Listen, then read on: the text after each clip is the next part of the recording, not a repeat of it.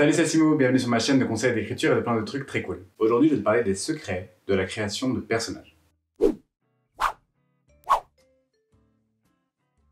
Comme tu as pu le voir toute cette semaine sur mon compte Instagram, je t'ai fait une série de posts qui t'expliquent à peu près tous les rouages pour créer des personnages, de la conception théorique de la création de personnages, aux différents profils, aux éléments en fait, à intégrer pour en faire des personnages intéressants. Je suis en train de regarder pas plus tard que tout de suite les posts que j'ai faits.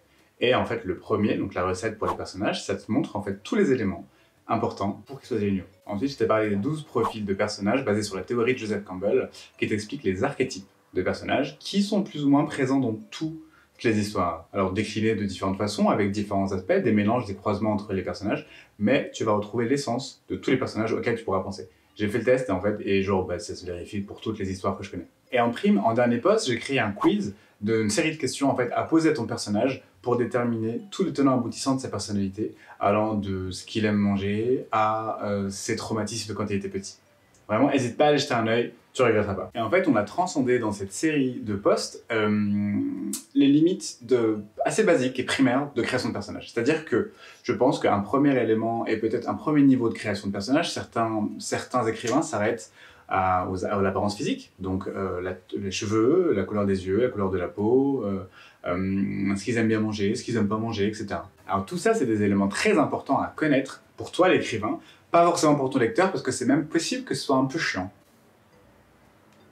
Même très chiant. C'est-à-dire qu'on s'en fout peut-être de la date d'anniversaire de ton personnage. Alors que ce qui fait des personnages géniaux, c'est plutôt l'intérieur et pas l'apparence.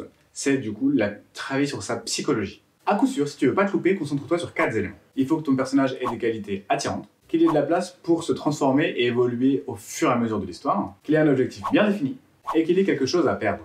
Il y a des qualités qui sont vraiment universelles et qui attirent les gens. C'est-à-dire que ça peut être l'humour ou l'intelligence qui sont utilisés assez souvent. Ça peut être le sens de l'honneur, qui est une qualité vraiment très saluée. Ça peut être la bravoure, ça peut être le courage, ça peut être la facilité ou l'aptitude à dompter ou maîtriser certains éléments qui sont dans ton histoire. Ça peut être un polar, ça peut être du fantastique, ça peut être de la non-fiction, c'est un peu plus chaud.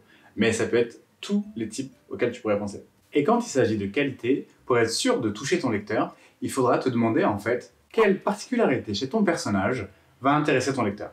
À toi de te creuser les méninges, tu vas trouver des astuces, des éléments, et un personnage intéressant, c'est pas forcément un personnage qui a une jambe de bois. Il peut avoir 2 jambes, valide, ça marche aussi, tant qu'il a des particularités, quelque chose qui le rend unique. Ou pas forcément, si c'est ça que tu veux écrire. L'autre élément, c'est quand je te disais que ton personnage devait se transformer, il devait avoir la place d'évoluer. C'est-à-dire que les humains changent constamment. Moi, je ne suis pas la même personne que j'étais il y a 2 ans. Je ne suis pas la même personne que j'étais il y en a 6. Il y a 6 ans, du coup. C'est normal.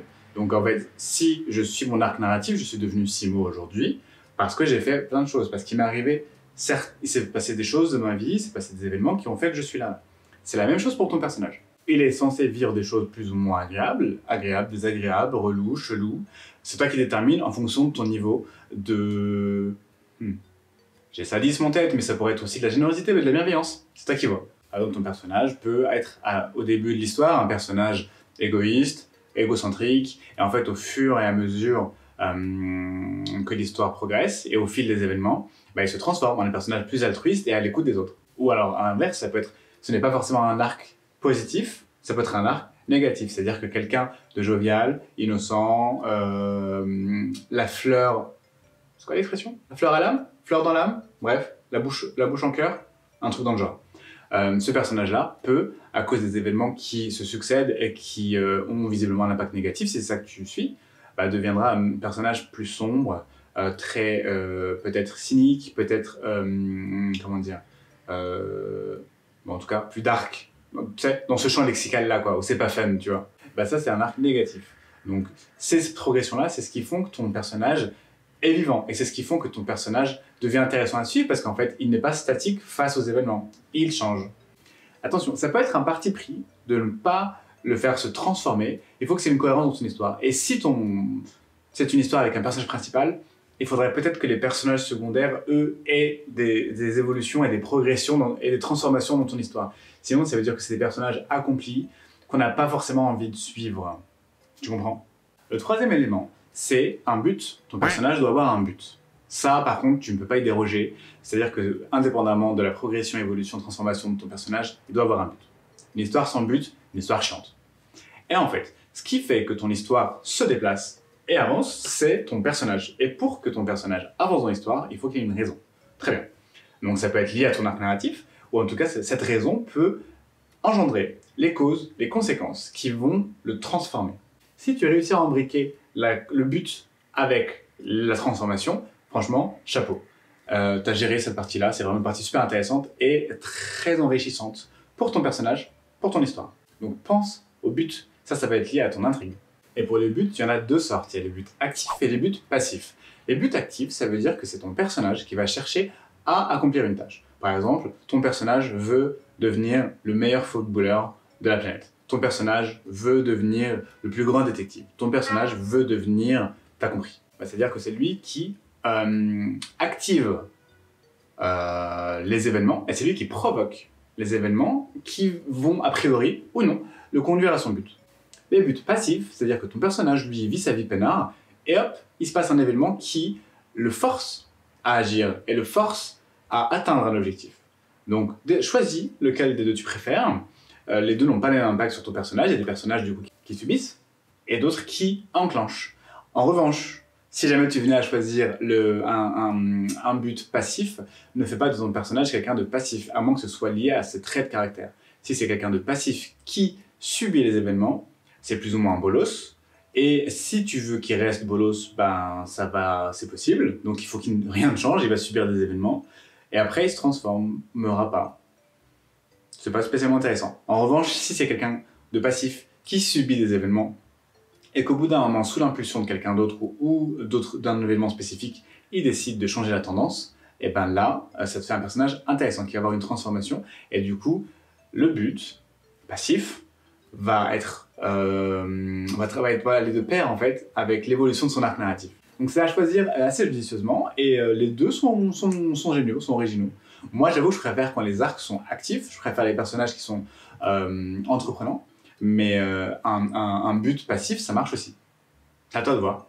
Sachant que peu importe lequel des deux tu choisis, il faudra répondre à une seule question. Qu'est-ce que veut ton personnage et comment il va faire pour l'obtenir? Et le quatrième et dernier élément à prendre en compte pour la création de ton personnage, c'est quelque chose à perdre. C'est-à-dire que tu peux générer le meilleur arc narratif, les meilleurs buts, le meilleur personnage, s'ils n'ont pas quelque chose à perdre, c'est-à-dire qu'il n'y a pas d'enjeu. Le fait de perdre quelque chose, ça met en perspective en fait un sentiment d'urgence. Un sentiment d'urgence qui met de l'enjeu dans ton histoire et qui en fait donne de l'importance à ce qui se passe. S'il n'y a pas de perte, s'il n'y a pas de risque pour ton personnage, ben on s'en fout un peu parce que c'est-à-dire qu'il va s'en sortir indemne, même s'il n'y arrive pas, c'est pas très grave, etc. Il faut que ton personnage ait quelque chose à perdre dans cette histoire. Il faut qu'il y ait une contrepartie, en fait, qui mette de l'enjeu. C'est ce qui donne du coup l'intérêt, c'est ce qui rend ton personnage intéressant. Et là, tu as la recette avec 4 éléments pour créer des personnages géniaux. Si tu cumules ça avec tous les éléments que je t'ai proposés dans les posts Instagram, franchement, tu auras des personnages de ouf, mémorables, intéressants, qu'on aime suivre et dont le sort nous importe. Et c'est ça qui est primordial. Tu peux avoir la meilleure histoire du monde, la meilleure idée du monde. Si elle est portée par des personnages faibles, elle aura moins de portée.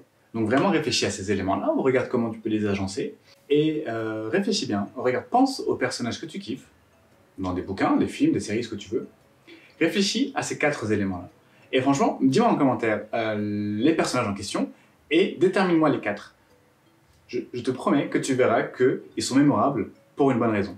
J'espère que ça t'a plu. N'hésite pas à jeter un œil sur mon compte Instagram pour combiner les éléments de cette vidéo-là avec les conseils que j'ai donnés dans les posts de ma série. Là, a priori, t'as plus beaucoup d'excuses pour créer des personnages unidimensionnels. Moi, j'ai plus qu'à te souhaiter bon courage pour l'écriture. Passe une très bonne soirée. À bientôt. Salut!